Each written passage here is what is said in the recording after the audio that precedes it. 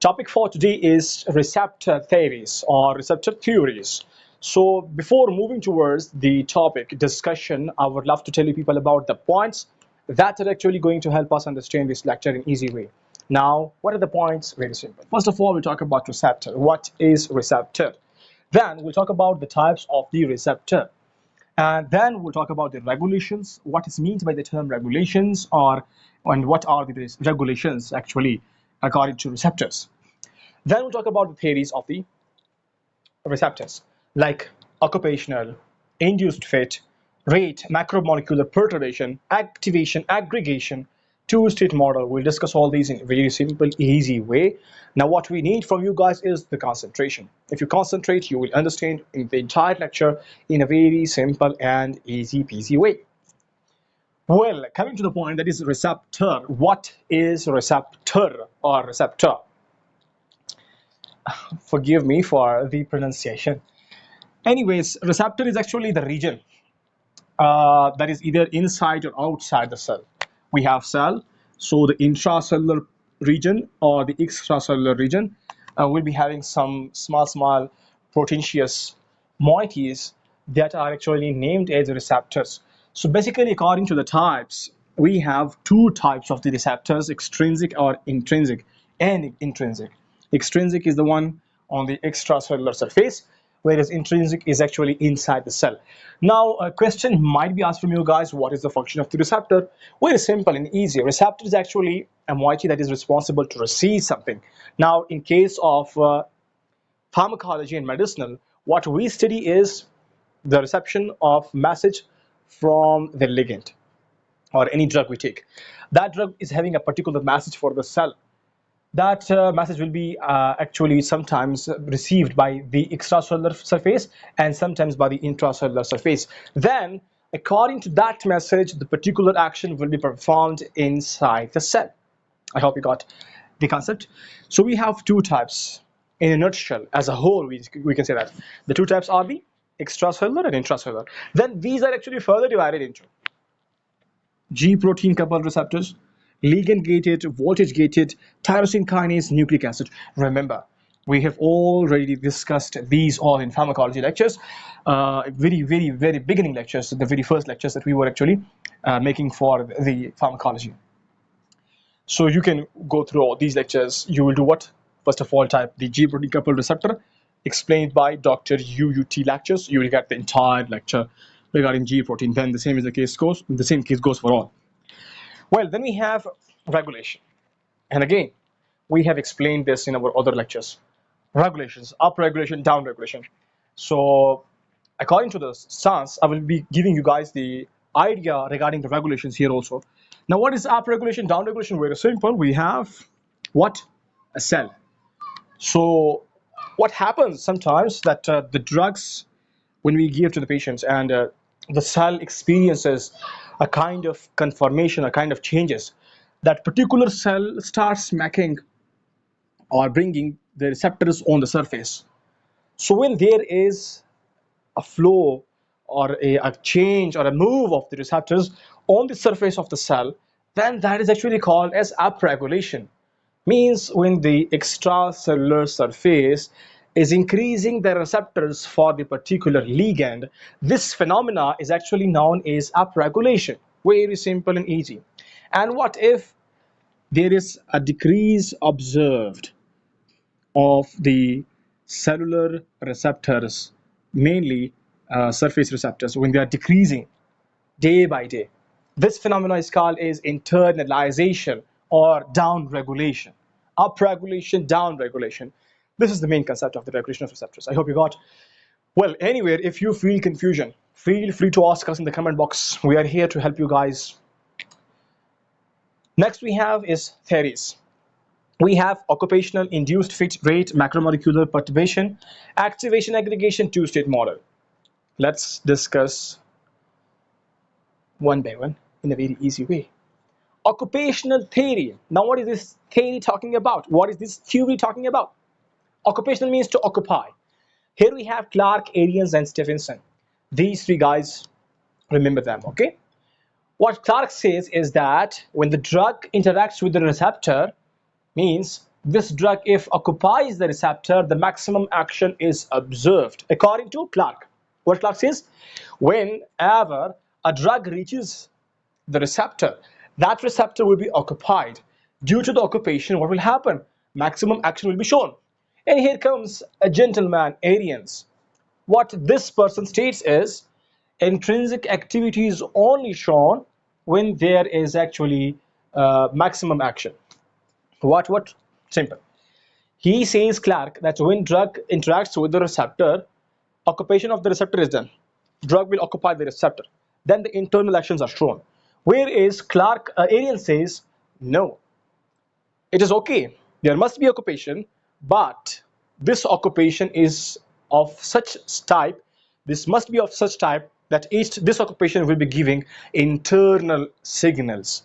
Means internal activities must be seen. Then the maximum actions will be observed. Otherwise, there won't be any maximum action. So from this point, there comes the idea of agonist and antagonist. If it is agonist, whether it is agonist or antagonist, these both will occupy the receptor. Then now Arians is okay regarding the maximum action. So in these theories, we'll be talking about the actions. Actions are always shown by the agonist. Remember this point. If it is agonist, it will show the action. And if it is antagonist, it won't show the action. Clark says that drug, when it occupies the receptor, maximum action is shown. Whereas Arians says the intrinsic activities must. Means from here, the concept of the agonist and antagonist arises. So what we got now? According to these theories, so if any drug is approaching a receptor, this receptor will be occupied. Now, if this drug is agonist, it will show the action. If this drug is antagonist, this won't show any action. Got? Just once again, making it further easy for you guys. Occupational theory. According to occupational theory, what will happen? Maximum action will be shown when the drug occupies the receptor. According to Clark, this is the concept. And according to Arians, intrinsic activity is must for the internal action or for the maximum action. Only occupation is not important. So from this, what we got the concept of the agonist and antagonist. So both the agonist and antagonist drugs are actually responsible to occupy the receptor. Now, if this drug is agonist, this will occupy the receptor, and along with occupation, what will it do is simple. It will give the internal action. And what we need for internal action or intrinsic activity. Intrinsic activity is actually, if done, then it will actually provide the action. First, there must be the intrinsic activity, then there will be the action. So if there is no any intrinsic activity, means in short, if there is no message provided to the cell, then how the actions will be shown? Very simple and easy. Once again, in short, Clark says drug will occupy the receptor. Maximum actions are observed. It is actually a kind of incomplete, you can say, a statement. Whereas Ariel says it's okay. Drug will bind with the receptor, but there will be intrinsic activity. If there is no intrinsic activity, there is no action. If there is intrinsic activity, there is action. So from these two theories, we got the concept of agonist and antagonist. Both the agonist and antagonist will bind with the receptor, and if it is agonist, it will show the action. If it is antagonist, it won't show the action. From then comes a theory that is lock and key model. So what this is actually talking about is very simple. We know about lock and key, that there is a key for each lock, means that key is only the key to open the lock, otherwise there is no any other mean. So Stephenson actually rejects this theory. Then comes the induced fit theory. According to this theory, we know this concept, this is actually a very famous theory, that there will be a conformation by the drug or by the ligand. Drug or ligand will actually do a conformation, a slight change in the receptor. Then there will be intrinsic activity. One can say that there will be the internal action observed. Well, then we have rate theory. According to rate theory, what is the concept? Rate, time, frequency, number of encounters of association and dissociation. We have drug, we have receptor. Now, how often these two are interacting with each other? Like how often they are associating and dissociating.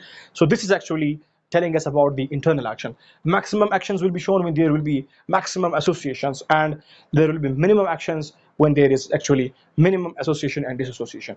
Got? So number of encounters, larger the number, larger the actions. Lower the number, lower the actions, according to rate theory. Then we have macromolecular perturbation theory. Now this perturbation is actually a very easy term. First of all, macromolecule, we know about this point. Macromolecule means large molecules. Perturbation means small change, small change. So what will happen according to this? We have two types of drugs, agonist and antagonist. If it is agonist, what will it do? The agonist will actually introduce conformation, means there will be a kind of specific type of conformation perturbation. Okay, simple. So if there is small specific conformation change in the receptor by the drug comes, it does a small change to the receptor and the actions are performed. So this is actually called as specific conformation perturbation. Which one? Macromolecular specific conformation perturbation. And again, if the case is obvious. If it is antagonist, this antagonist, if approaches the receptor, it won't do specific conformation. It will do non-specific conformation, due to which there won't be any action, and we call this as, that is, this approach was actually done by the antagonist drug. Very simple. Macromolecular perturbation. Here we're talking about the interaction of the drug and the receptor. The drug will do a small specific sort of conformation. If this drug is doing specific sort of conformation change in the conformation, by conformation we mean actually the change. Okay, so if this drug is changing the receptor, the structure of the receptor slightly, there will be a kind of action observed. And if this drug is coming and doing non-specific conformation, there will be no any kind of action being seen. So that will be actually known as non-specific conformation perturbation. So these are actually also, again, we're talking about the agonist and antagonist. So what we got here, simple. When a drug approaches the receptor, if it does specific conformation, there will be action. And if a drug approaches the receptor, there is no specific conformation in the receptor done by this drug. This drug is doing non-specific conformation. That is actually called as non-specific conformation perturbation, and this is actually leading towards no action because this is done by the antagonist drug. Then we have activation aggregation. Now what is this talking about? Very simple and interesting. There is, receptors are always in equilibrium. According to this theory, the receptors are always in the RO state and TO state. RO stands for the active state and TO stands for inactive state. What happens if a drug is indicated to the patient? According to this theory, this drug will just shift the equilibrium. Receptors are available all the time in RO and TO state. If the drug is agonist, the equilibrium will be shifted to one side. If the drug is antagonist, the equilibrium will be shifted to the another side. So only shifting of the equilibrium is observed according to activation aggregation. And again, if there is a kind of agonistic mechanism observed by this drug, the equilibrium will be shifting towards activation, RO state. And if it is antagonist drug introduced, that will shift to the this particular equilibrium towards another side, that is TO state. Then we have two-state model. Now what this theory states is, either in the presence or the absence of the drug, the receptors always remain in relaxed and tense state. Relaxed is actually the on state and tense is actually the off state. So when we indicate the drug if interacts with the relaxed state, there will be the action. If with the tense state, there won't be any sort of action observed. So that's it all about the theories. If still you have confusion, drop in the comment box, and thank you for watching. Don't forget sharing your lectures with your best friends.